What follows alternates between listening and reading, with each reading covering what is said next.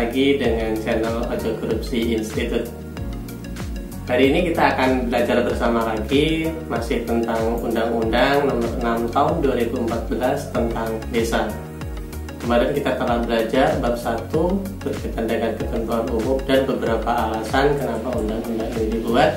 Sekarang kita akan belajar bab 2 sampai dengan bab 4.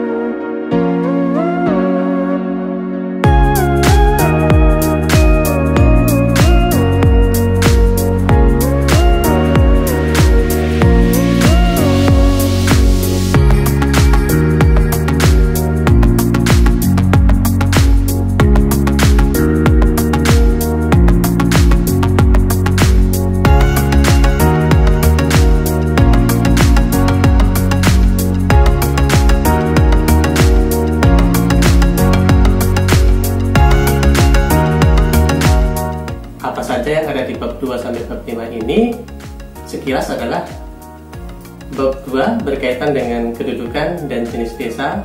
Ini ada 2 pasal 5 dan 6. Kemudian bab 3 itu tentang penataan desa, ada pasal 7 sampai dengan 17, pasal 17. Kemudian bab 4 tentang kewenangan desa terdapat pada pasal 18 sampai 22. Kita akan belajar bersama hal-hal menarik apa yang ada di ketiga bab ini. Mari kita belajar bersama.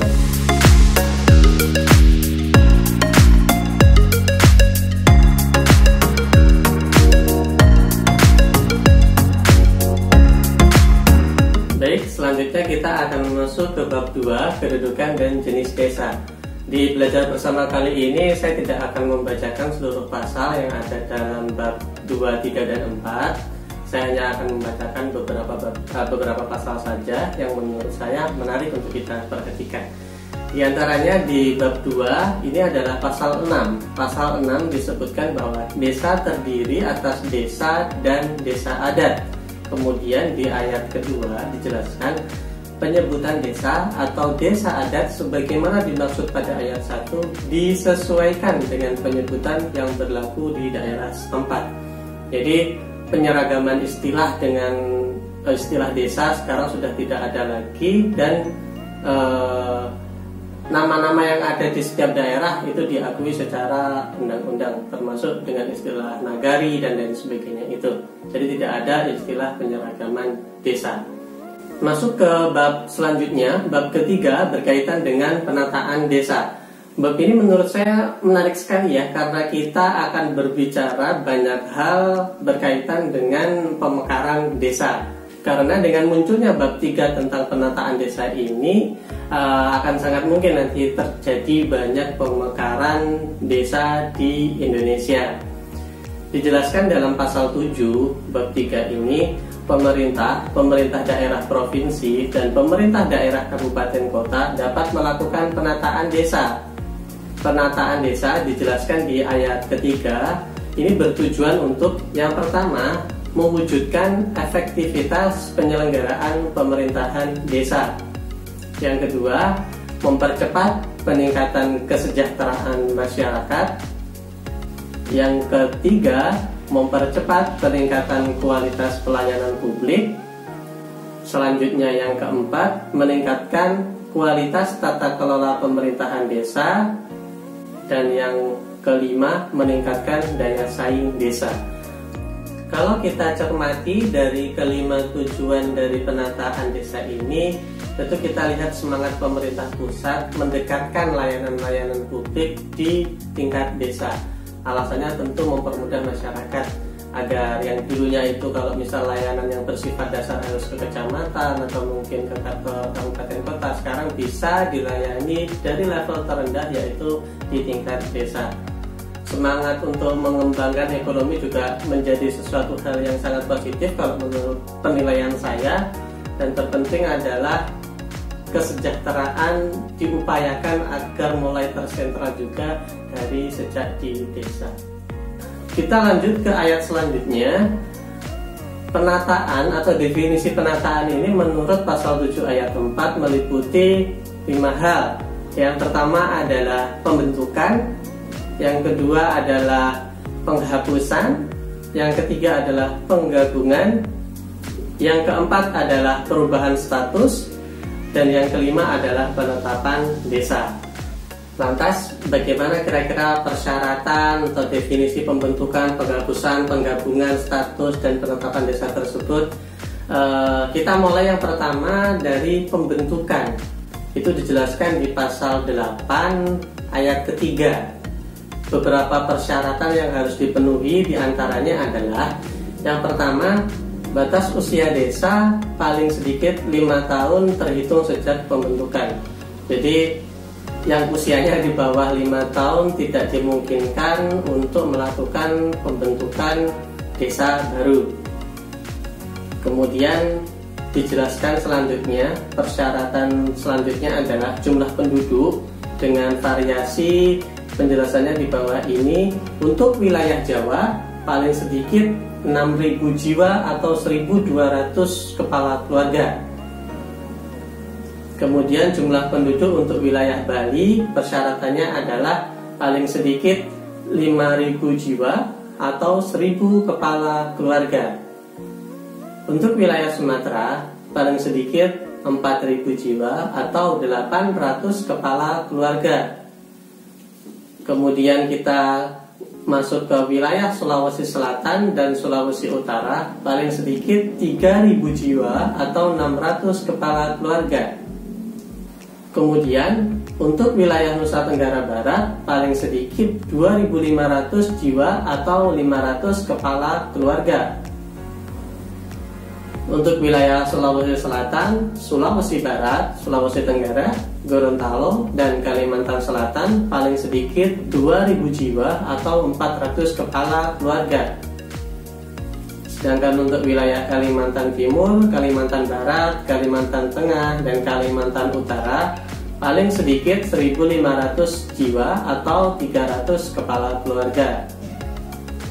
Wilayah Nusa Tenggara Timur, Maluku, dan Maluku Utara paling sedikit 1.000 jiwa atau 200 kepala keluarga. Dan yang terakhir, wilayah Papua dan Papua Barat paling sedikit 500 jiwa atau 100 kepala keluarga. Itu tadi dari aspek jumlah penduduk. Persyaratan selanjutnya jika kita ingin melakukan pembentukan desa adalah wilayah kerja yang memiliki akses transportasi antar wilayah. Artinya kalau desa tidak ada akses transportasi antar wilayahnya, juga tidak dimungkinkan untuk melakukan pembentukan desa baru. Poin selanjutnya, sosial budaya yang dapat menciptakan kerukunan hidup bermasyarakat sesuai dengan adat istiadat desa. Poin selanjutnya adalah memiliki potensi yang meliputi sumber daya alam, sumber daya manusia, sumber daya ekonomi pendukung. Lumayan berat juga ini persyaratannya. Poin selanjutnya adalah batas wilayah desa yang dinyatakan dalam bentuk peta desa yang telah ditetapkan dalam peraturan bupati atau wali kota. Selanjutnya, sarana dan prasarana bagi pemerintahan desa dan pelayanan publik. Dan yang terakhir, tersedianya dana operasional, penghasilan tetap, dan tunjangan lainnya bagi perangkat pemerintah desa sesuai dengan ketentuan peraturan perundang-undangan. Itu tadi persyaratan yang harus dipenuhi jika kita ingin melakukan pembentukan desa baru. Lantas bagaimana dengan penghapusan desa? Dijelaskan di situ, desa dapat dihapus karena bencana alam dan atau kepentingan program nasional yang strategis. Kemudian bagaimana dengan penggabungan desa? Dijelaskan di pasal 10, dua desa atau lebih yang berbatasan dapat digabung menjadi desa baru berdasarkan kesepakatan desa yang bersangkutan dengan memperhatikan persyaratan yang ditentukan dalam undang-undang ini. Selanjutnya kita masuk ke poin perubahan status, dijelaskan di pasal 11. Ini ada hal menarik kalau menurut saya. Kita seringkali bingung membedakan apa perbedaan kelurahan dan desa. Di pasal ini dijelaskan secara jelas perbedaan kelurahan dan desa. Baik, akan saya bacakan pasal 11 ayat 1. Desa dapat berubah status menjadi kelurahan berdasarkan prakarsa pemerintah desa dan badan permusyawaratan desa melalui musyawarah desa dengan memperhatikan saran dan pendapat masyarakat desa. Ayat kedua, seluruh barang milik desa dan sumber pendapatan desa yang berubah menjadi kelurahan sebagaimana dimaksud pada ayat 1 menjadi kekayaan atau aset pemerintah daerah, kabupaten, atau kota yang digunakan untuk meningkatkan kesejahteraan masyarakat di kelurahan tersebut, dan pendanaan kelurahan dibebankan pada anggaran pendapatan dan belanja daerah, kabupaten, kota. Pasal 12 ayat 1, pemerintah daerah, kabupaten, kota dapat mengubah status kelurahan menjadi desa berdasarkan prakarsa masyarakat dan memenuhi persyaratan yang ditentukan sesuai dengan ketentuan peraturan perundang-undangan. Ayat 2, kelurahan yang berubah status menjadi desa, sarana dan prasarana menjadi milik desa dan dikelola oleh desa yang bersangkutan untuk kepentingan masyarakat desa. Ayat ketiga, pendanaan perubahan status kelurahan sebagaimana dimaksud pada ayat 1 dibebankan pada anggaran pendapatan dan belanja daerah, kabupaten, kota.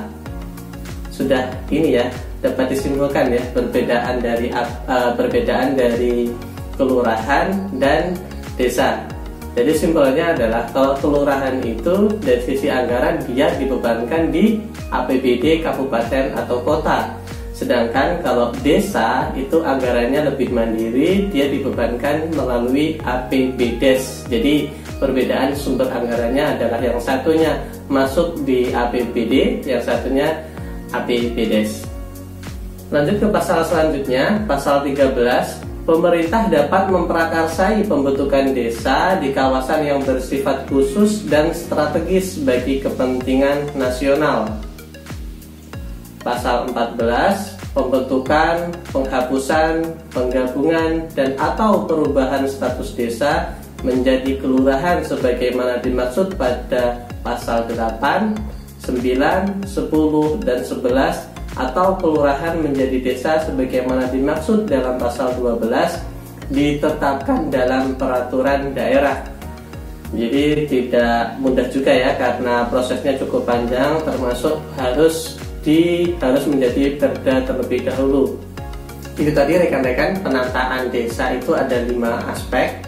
Yang pertama adalah pembentukan, penghapusan, terus kemudian penggabungan, perubahan status, dan penetapan. Penetapan ini prosesnya cukup panjang sekali.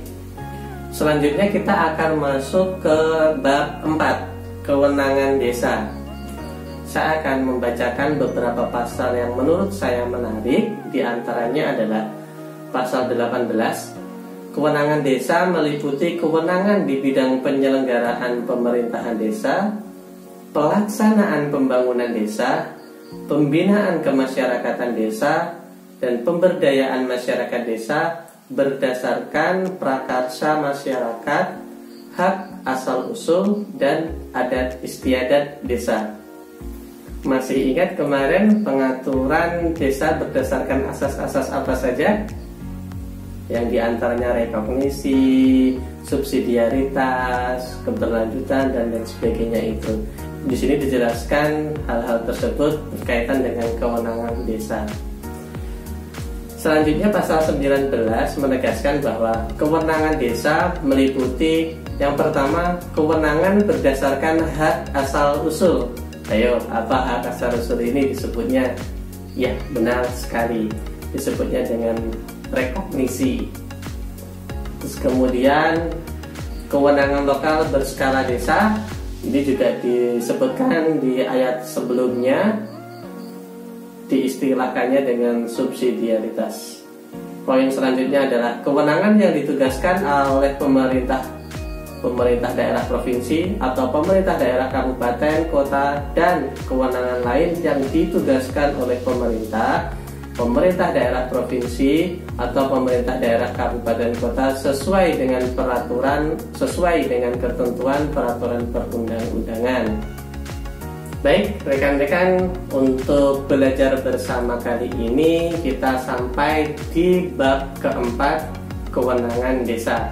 Bab-bab selanjutnya akan kita lanjutkan di episode selanjutnya. Dan jika video ini bermanfaat, mohon perkenannya untuk memberikan komentar, kira-kira saran dan kritiknya apa saja. Termasuk juga kalau rekan-rekan punya usulan undang-undang apa yang penting untuk kita bahas bersama, silahkan tulis di kolom komentar. Salam hormat dari saya, salam Ojo Korupsi Institute. Sampai berjumpa di episode selanjutnya.